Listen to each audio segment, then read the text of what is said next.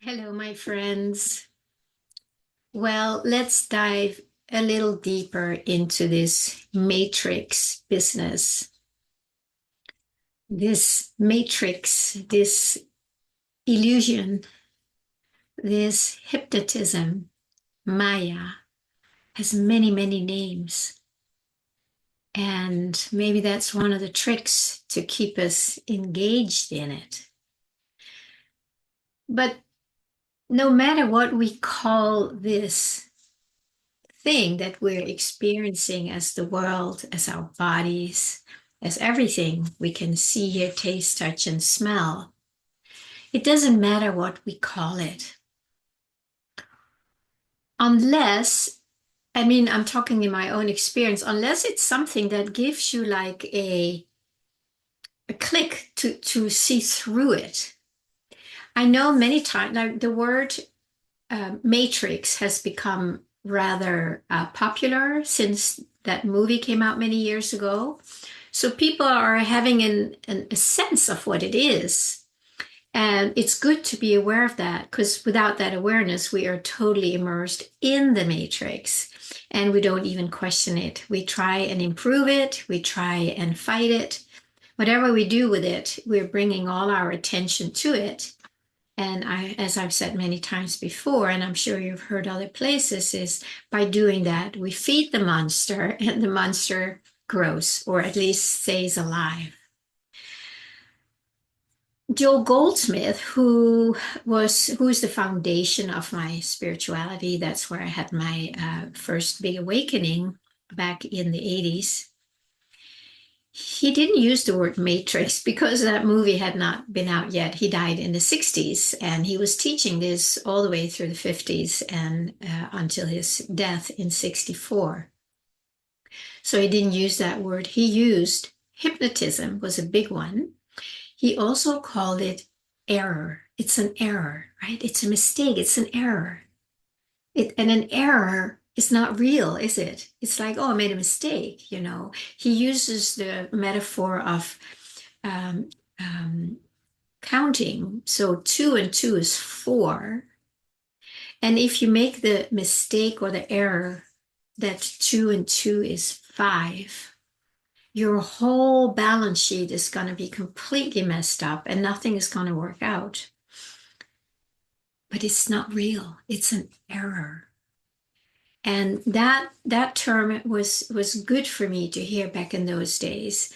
But one that has stayed with me to this day today is hypnotic suggestion.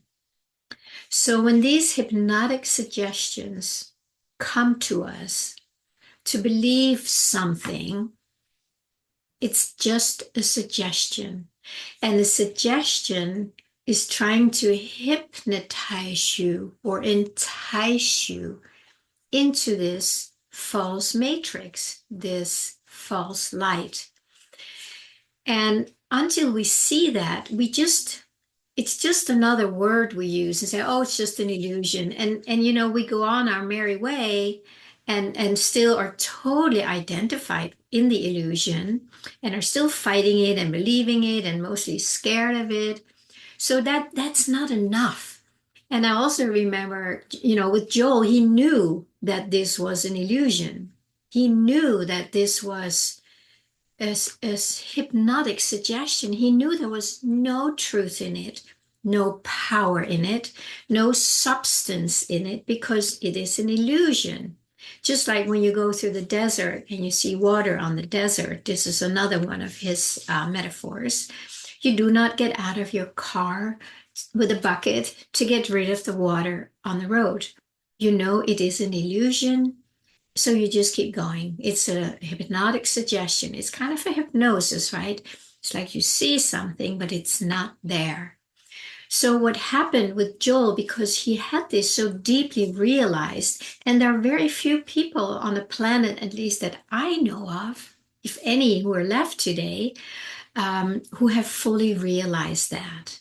And the way it was with Joel, that the illusion basically dissolved. That false overlay, that simulation, that it's also called a a bad Xerox copy of the true world, the prime earth, I think it's called.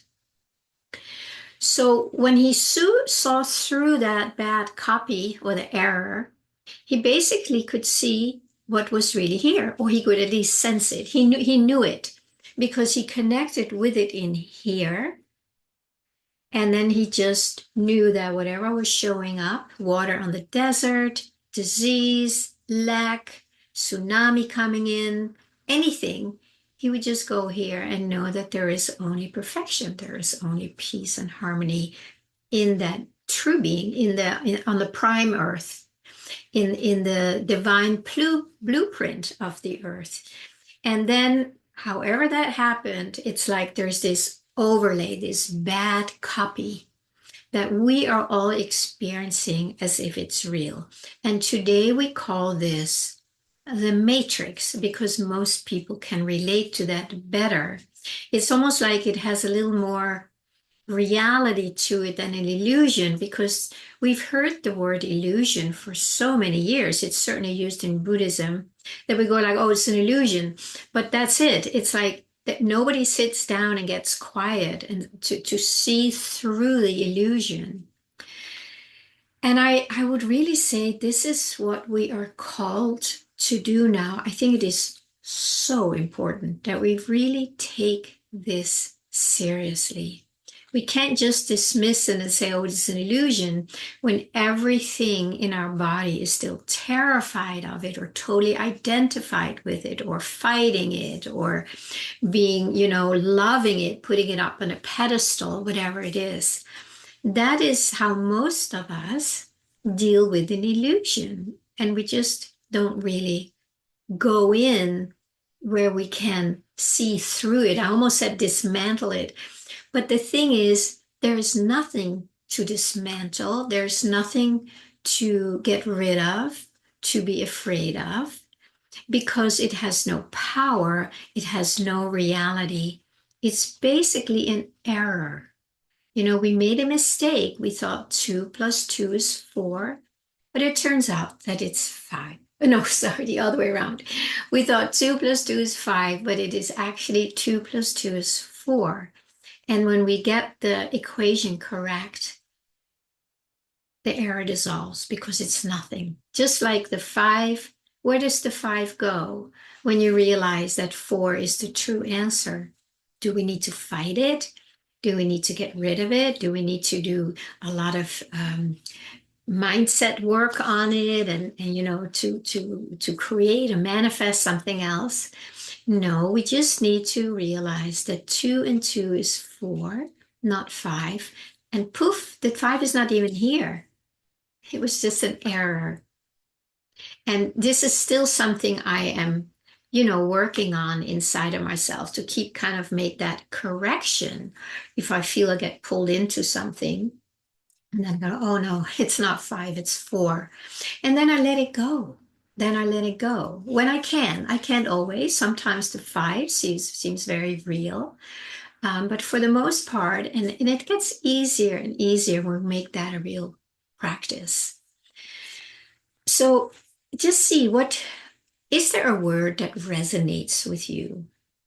Does the matrix resonate with you in such a way that you realize that it is just an overlay, an error, a simulation, something that's just being projected on top of what is really here? And remember my favorite quote, the kingdom of heaven is spread all over the earth and man cannot see it. So the kingdom of heaven is where 2 + 2 is 4. But we have all made the mistake and say 2 and 2 is 5. And that's why we can't see 4. I don't know if this resonates with you, but this is one I've heard for years and years. And it's like, things become more real when you take it in, when you just contemplate the truth more and more. You give your energy to it. I give my energy to the number 4, and I take my energy out of the number 5. So if there is, if one of the words give you some kind of a click inside where you go like, oh, it's not real. Instead of saying, oh, it's not real, and then just go on with your business, nothing has changed. And number five is just keeps manifesting in front of your eyes because that's the filter that it goes through. Does hypnotism make you go, oh my God, I'm hypnotized. I'm hypnotized. And Joel used the other metaphor where a hypnotist would be on stage and he would invite somebody up on stage, and then he would hypnotize them into believing that they were a white poodle. And when he did that, the quote unquote white poodle started doing whatever poodles do and probably barking and running around. And then Joel would say, now, is there a white poodle here? No, there isn't. There's hypnotism. And that is something that's so hard for all of us to just see that what we perceive through our senses, through our five senses and our mind, that is hypnotism. It's a hypnotic suggestion. It's a Xerox copy that comes to our for approval, for us to say, yeah, I accept that. That's how we've lived. And my invitation is to start questioning everything, basically, not just what's going on in the world, the complete madness that everybody is engaging in. It's completely mad. When you see that is definitely a big part of the illusion that keeps pulling us in. Very, very seductive, very convincing, because it feeds on our emotions. And when we give our emotions to it, the monster grows. Yeah, if any of this resonates with you, take it seriously. This is the time for us all to start waking up from the dream, from the illusion, from the matrix, from the Xerox copy, from number five, whatever you want to call it, from the hypnotic suggestion, which has always been my favorite. Just the word suggestion, right? Oh, I'm being suggested something, and it's up to me. It's just a suggestion. I can say yes or no, and I choose to say no when I catch it. So the more people start realizing this, more people will pull the energy out of the hypnotic suggestion. We're not feeding the suggestion anymore. We say, no, no, no, no, no, no. I want to know what is true here. I want to know what 2 + 2 really is. I want to know what 4 is.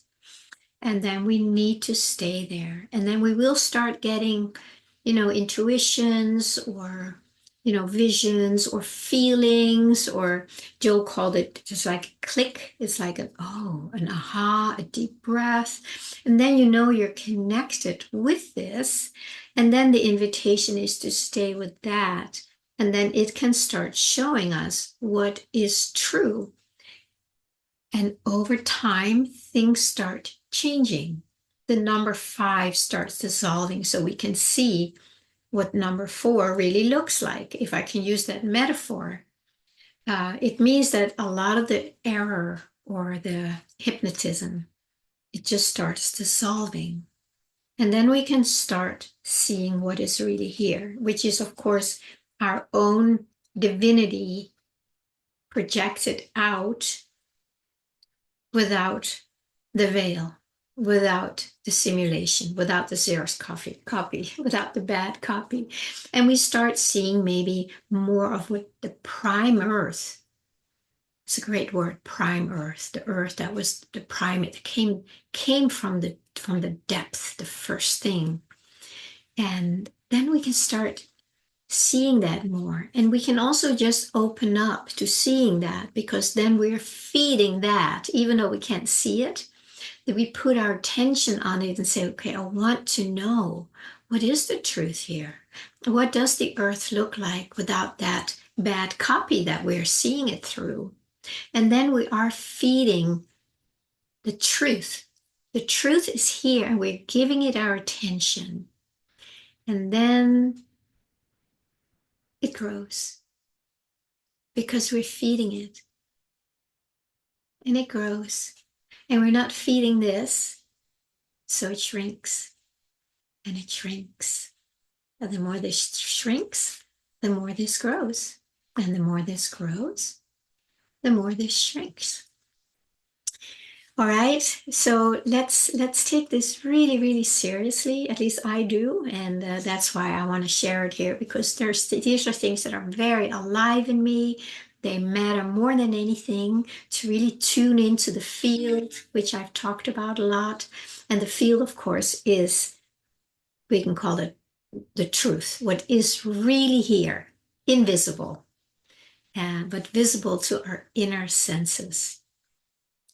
Okay, so let's make this our priority if possible. And of course, always, if you need support with that, and most of us do, reach out. You can set up a free 20 or 30-minute discovery session with me. I'll put the link in the comments and or in the description.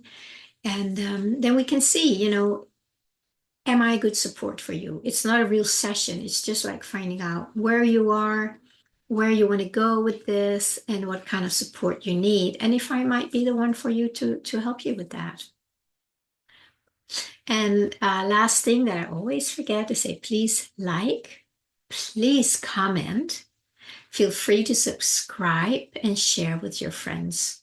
That keeps this energy. Then you're feeding this. If you're being fed by this, then just feed it back a little bit by engaging in it in a way. Thank you so much. Have a great day.